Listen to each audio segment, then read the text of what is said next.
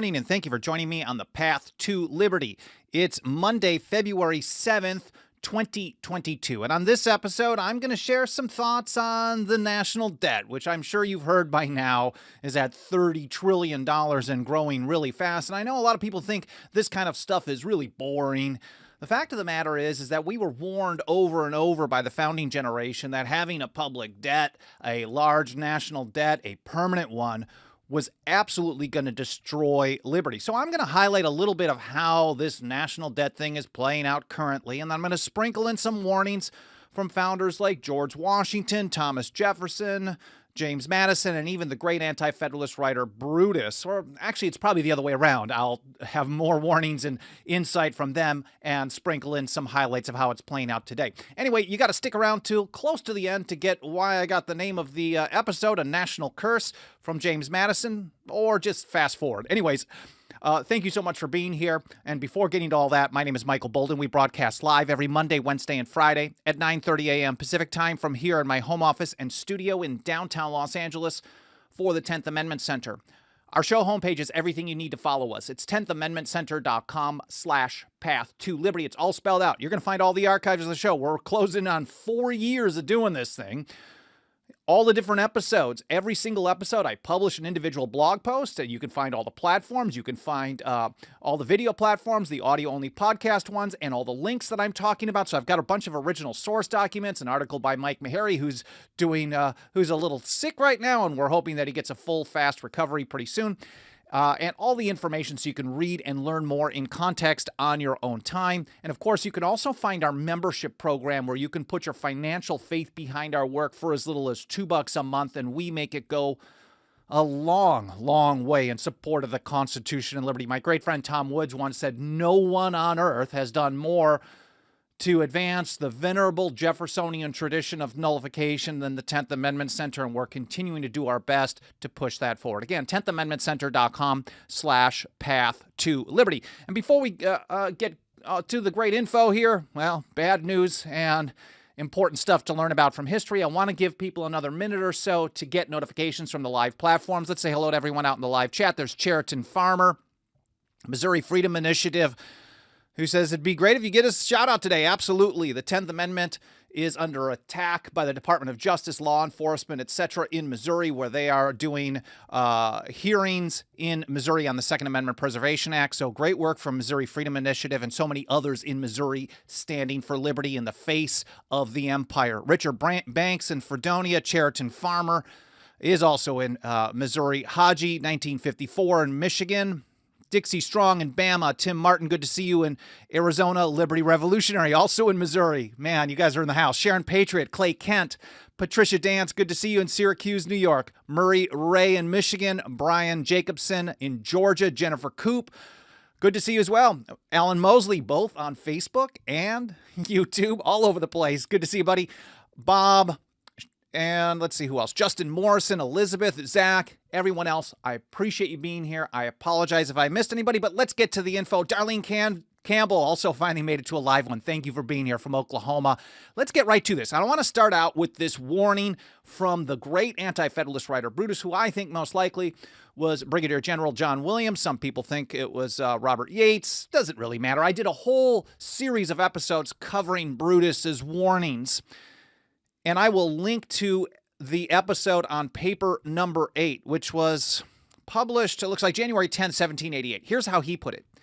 "I can scarcely contemplate a greater calamity." I mean, they didn't hold back when they were covering this kind of stuff. I mean, Brutus is saying, like, look, the worst thing I could even imagine to happen to our people is that, he says, that could befall this country. I should start over without my commentary. Sorry about that. "I can scarcely contemplate a greater calamity that could befall this country than to be loaded with a debt exceeding their ability ever to discharge." He didn't say our, because he's talking about the future.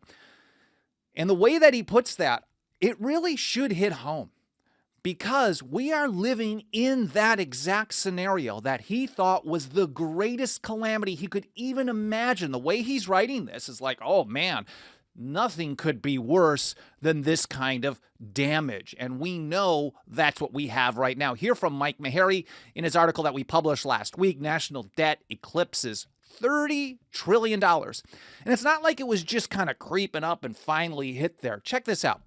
Mike puts it this way: the biggest, most powerful government in the history of the world. Let's not forget that. The largest government in the history of the world. We are not living in the land of the free. We live in a place where we would like to be the land of the free, but there is no such place probably on earth right now, especially when the land of the free has the largest government in history. And you can't have the largest government in history at the same time you have a land of the free. So the biggest, most powerful government in the history of the world is built on borrowing and money printing. And on, in other words, force, fraud, scamming, and ripoffs. That's what it's based on: theft. And on January 31st, and Mercy Otis Warren actually pointed this out. Just a quick aside, I was reading through some of her old papers recently, the muse of the American Revolution. She said most governments are built on force or fraud or violence, something like that. Basically, she's saying what Meharry is saying here, what I'm talking about as well. And on January 31st, 2022, the national debt quietly eclipsed $30 trillion. I've seen a bunch of articles on this talking about how, well, you know, it's not really 30 trillion. Some of it owes to itself. So maybe it's like 23 trillion or 25 or 22, some other astronomical number that's insane. But on the other hand, the 30 trillion doesn't cover all the unfunded liabilities. I've seen other people, maybe shadow stats or something like that, pointing out how it's really probably over 100 trillion, whatever. The number is so astronomical, we can't even really imagine how big that is. Here's how Mike puts it.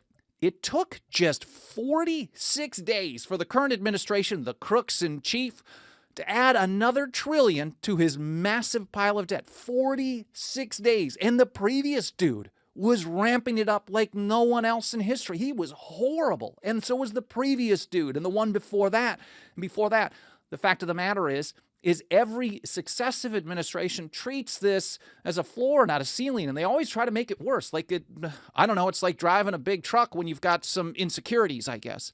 It took just 46 days for the administration to add another $1 trillion to his massive pile of debt, says Mike. It took less than 5 years for the national debt to grow from 20 trillion to 30 trillion. I mean, we've got some promotional videos that are still probably like on our YouTube homepage that talks about, 21 trillion in debt.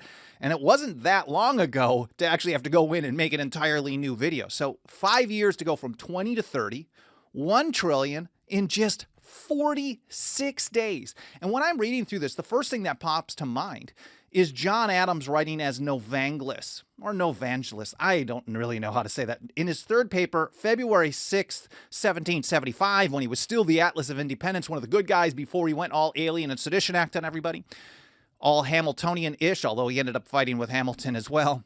He put it this way at the end. He said, the nature of encroachment upon the American Constitution is such. And mind you, this isn't about the Constitution for the United States that we have today because it hadn't been drafted yet, but any type of a constitution. The nature of encroachment is such as to grow every day more and more encroaching. Like a cancer, it eats faster and faster every hour. So every time government grows, it's like a cancer. You build one, what John Dickinson in 1765, in his broadside, his arguments against the Stamp Act, urging the people to resist it rather than comply, because it establishes what Dickinson, the penman of the Revolution, called the detestable precedent. As soon as they have one precedent, you think they're going to be like, oh, well, we pushed it a little too far there. We're good. We're going to stop here. No, it gets worse and worse and worse. And whether it's Dickinson, the moderate, who Adams couldn't stand because he was trying to slow things down towards independence because Dickinson didn't think things were ready yet, and Adams, it's the same thing, the same message. As soon as they have a precedent to do something they're not authorized to do because the people have allowed it, turned a blind eye against it, whatever it may be. Maybe they asked for it, they begged for it. Like we live around people who hate liberty and the Constitution so much, they're literally begging for their own oppression, especially if you were to live in my neighborhood. You can't even imagine.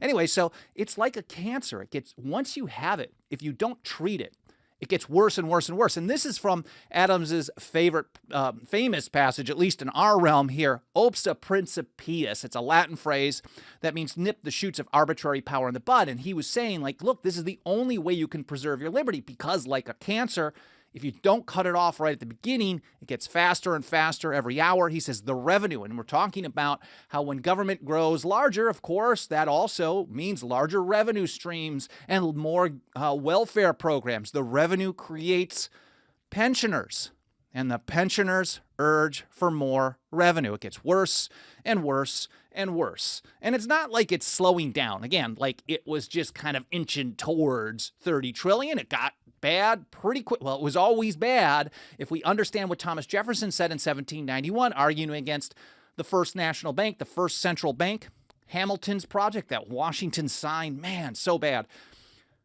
He said to take a single step beyond the limits of the Constitution, the boundaries thus specially drawn around the powers of Congress, is to take control of a boundless field of power. Because as soon as you establish that detestable precedent, it will end up as a boundless field of power. And so they did that in 1791. It went away, came back, went away, came back. And eventually we have the largest, most powerful government in history.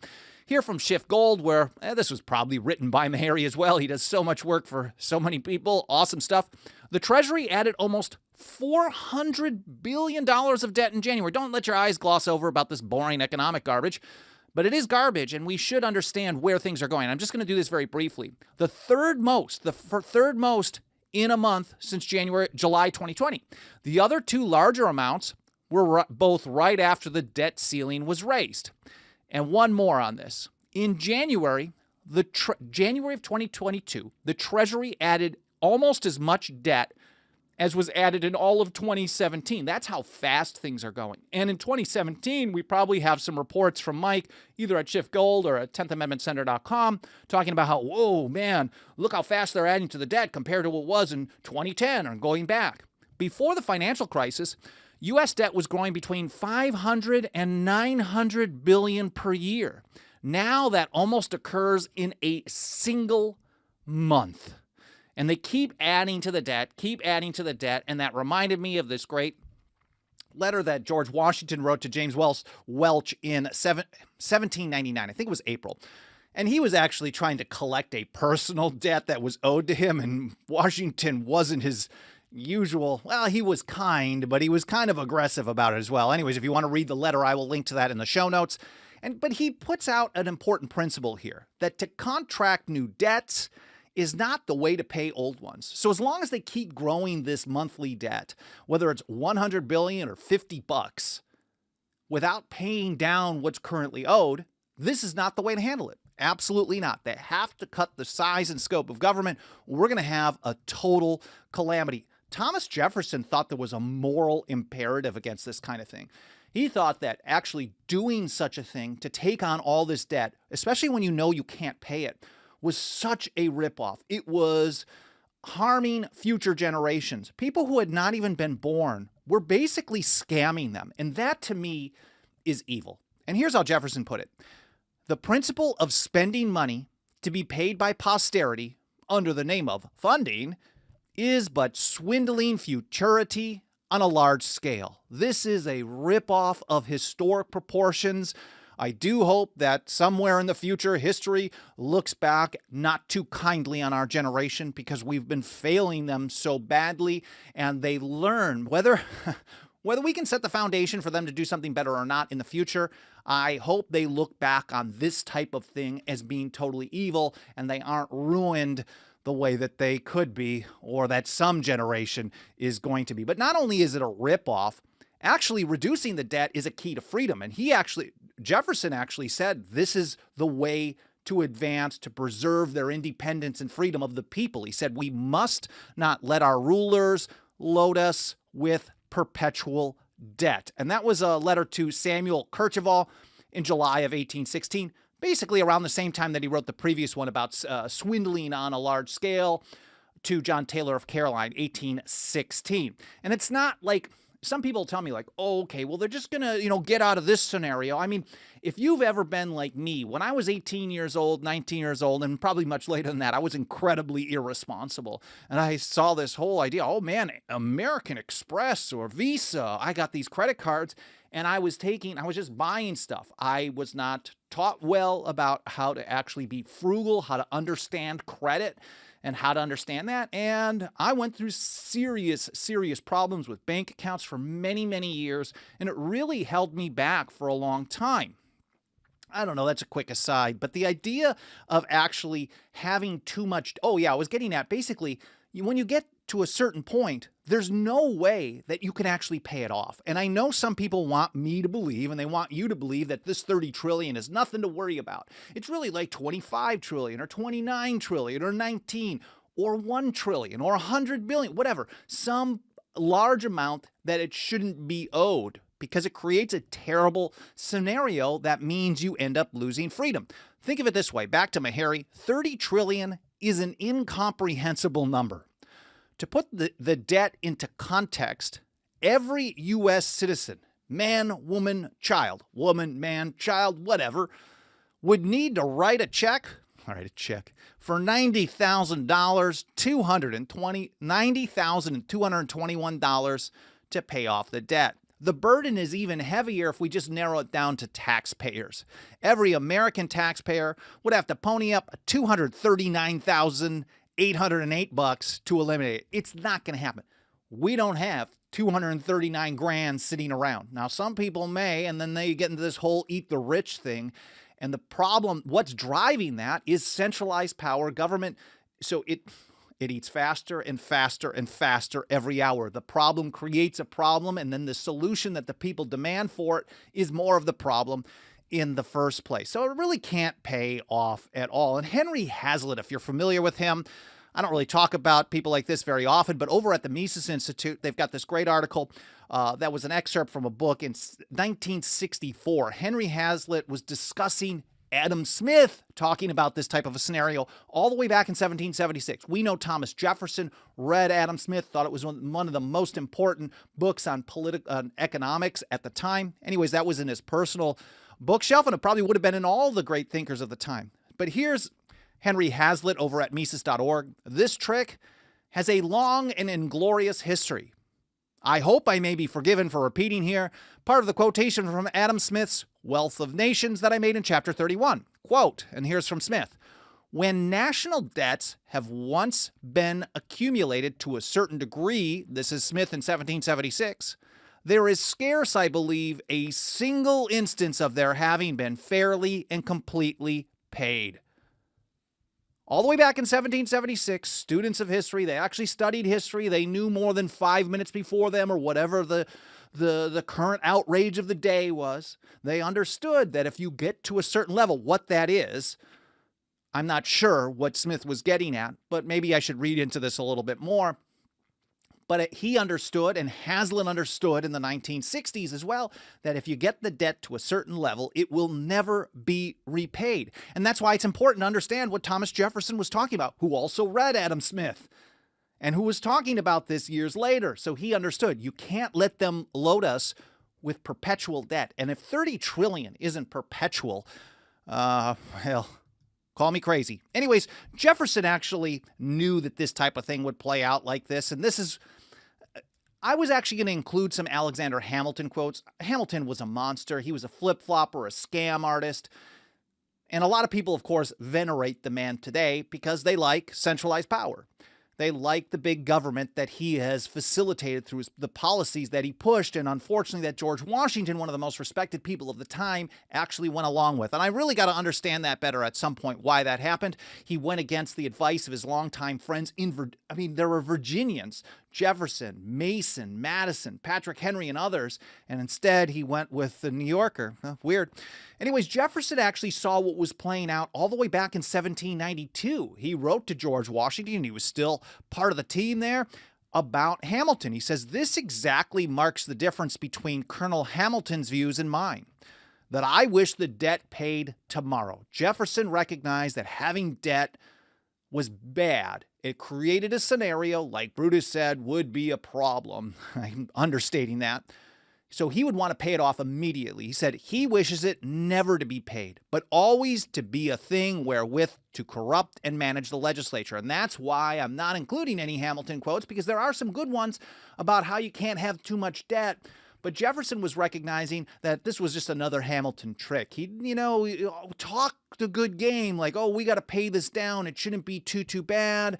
We don't want to increase it too much, blah, blah, blah. But Jefferson was already recognizing he just wanted to maintain it. It was a tool to manage the legislature, to centralize and expand power, and always has been. And let's come up with Brutus one more time. I can scarcely contemplate a greater calamity that could befall this country than to be loaded with a debt exceeding their ability to ever to discharge. So if they have a perpetual debt, Brutus warned this would be the greatest calamity we could face. And of course, James Madison, he was talking not just about the debt, but he was talking about standing armies being part of a problem. Of course, I will link to the episode discussing that in the show notes, along with these original source documents where I'm talking about these various quotes. Madison, in his political observations on 4/20, 1795, it had a little different meaning back then, or maybe none.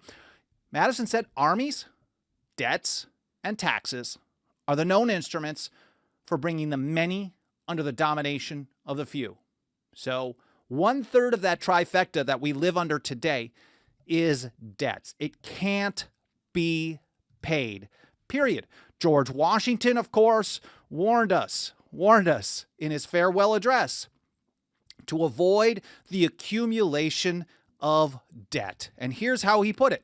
He thought it was a source of national defense to pay off the debt. A lot of people tell us we have to keep on taking more debt because otherwise we can't keep expanding the military and it's going to be dangerous. Never cut spending ever, even though Jefferson did, even though Washington told us that having debt was more dangerous than anything. Well, maybe not than anything, but pretty close. Here's how Washington put it, 1796, and this is Washington guiding James Madison and Alexander Hamilton to write it under his advice.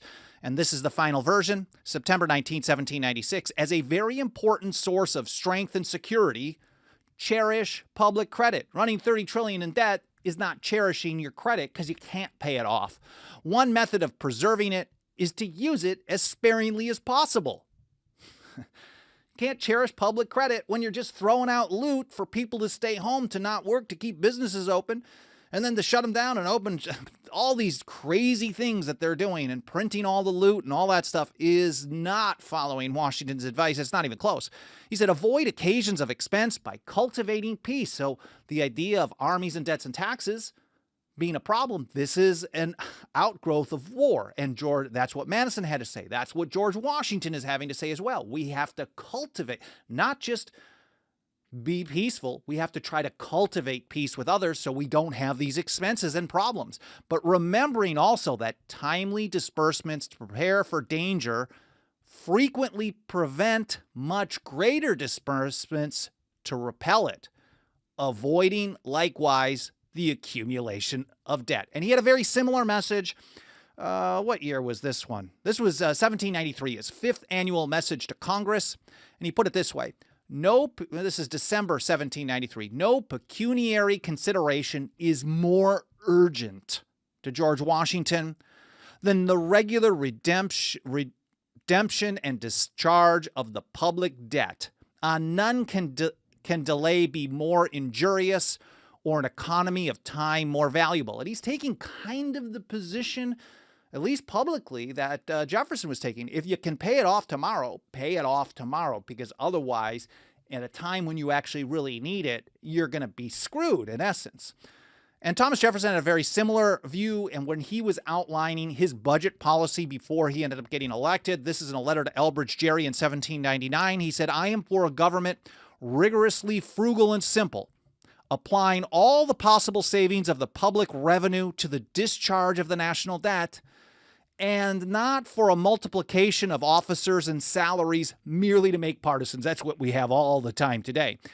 And for increasing by every device the public debt on the principle of it being a public blessing. Some people want us to believe, the Hamiltons of the world, and that's basically all the political class today, that a public debt is a public blessing. And that brings me to the wrap up and how I got the name, calling the national debt our national curse. And this is James Madison in a letter to Henry Lee, April of 1790. He said, I go on the principle that a public debt is a public curse, and we have a public curse times 30 trillion, times 100 trillion, whatever the number may be. It is a horrible calamity. And Madison actually said in that letter, and I'm paraphrasing, he said, I go on the principle that a public debt is a public curse, And in a Republican form of government, it is actually worse than any other. So he actually thought it was worse in a Republican form of government, what's supposed to be under the Constitution for the United States, than even like an autocracy of some sort. Anyways, I hope you guys found this interesting. I hope it was educational. I hope it was at least a little bit of fun to watch. I mean, it's not great news, but I think it's important information. It's important for us to understand this type of thing. I'm going to look over in the chat in just a moment, but I should mention that if you support the work that we're doing, you like the TAC, you want us to reach and teach more people about the Constitution and liberty and how to defend it, even though how to defend both, even when government, which is constantly refuses to follow the rules given to it, which it'll never do. You can put your financial faith behind our work over at 10thamendmentcenter.com/members for as little as $2 a month. Again, we make it go a long way in support of the Constitution and liberty. If you're not able to contribute financially, or you already are, I know there's a bunch of people out there who are members right now. I saw in the chat, and I really appreciate your support. But you can also help us spread the word and get this show out to more people by leaving a review on Apple Podcasts or any other podcast platform, smashing the like button and leaving comments on any of the video platforms, sharing links, leaving comments. All that stuff will help out a great deal. Thank you. Anyways, taking a look over in the chat, Sharon Patriot, always great to see you. Terrific and informative. Thank you, Michael. Patricia Dance. Syracuse, the more I learn the quotes of the founders, the more I see why we are told they are racist. Yeah, of course. If you want to diminish, and some of them were, I mean, but that doesn't mean you can't learn from people. Are we not supposed to drive a Volkswagen or use an interstate highway system because evil people built them up? No. And I'm not saying the founders were evil, but even if you find something bad, that's a straw man argument. You can learn the good and you can denounce the bad at the same time. We're not 2 years old. And that's how government and the supporters of the monster state want to treat us. That you find something that was bad in history, you have to throw it out because they want to remake everything in their own way. They don't want to start with any good principles. They want to start with brand new ones, actually old ones that have failed over and over. But that's another episode. But I appreciate that. Sharon Patriot is right. Debt brings enslavement. All the control and the taxation, the idea that you have to tax and print and borrow and all this stuff creates an environment where you have a bigger, more powerful government at every turn, and a government without limits, without strictly defined fixed limits, as Samuel Adams put it, is a tyranny. Harold says, severe need to change our current debt monetary system to an asset money system. That actually goes over my head, but what I do know is that we shouldn't be using their fiat funny money, and maybe there was, that's the same thing. Clay Kent says, hating the rich is the deadly sin of envy. Yeah, I mean, the idea that they're not paying their fair share or something like that. Why do I need someone else to pay their fair share? I don't. My problem is that the government is spending too damn much on everything. Most of what they do shouldn't exist, and I would rather these people make as much money as they want to. I mean, none of them have a gun to my head forcing me to buy their product. None of them have a gun to my head forcing me to give part of my income or part of my life or work around their rules just so I can go get a haircut, which I haven't done in a while. Anyways, important point, Clay. Appreciate you saying that. Sharon also says, why should taxpayers get the bill for a government that is usurping our Constitution? At some point, that's going to be pretty messy. Tim Martin says, gee, each subsequent administration seems to feel it's a competition to see if they can spend more than the last, without a doubt. Anyways, I'm going to scroll through. Paul Matlock says the current administration is trying to bankrupt the USA. And I think whether you're telling us that today or you told us that 4 years ago or 10 years ago or 20 years ago, that statement is true. And that statement will also be true in the next administration, the following one. They're all trying to, whether they're thinking, oh, I'm going to bankrupt, or I just want to win the next election, or I just want to control the largest government in history and keep spending and never reduce the spending, they're all horrible. And we have to recognize this is one of the great examples of why they all suck really bad. Anyways, I hope you guys found this interesting. I hope it was educational. I hope you had a great weekend. I hope your Monday is off to a good start. I really appreciate you being here, and I'll see you next time on the path to liberty.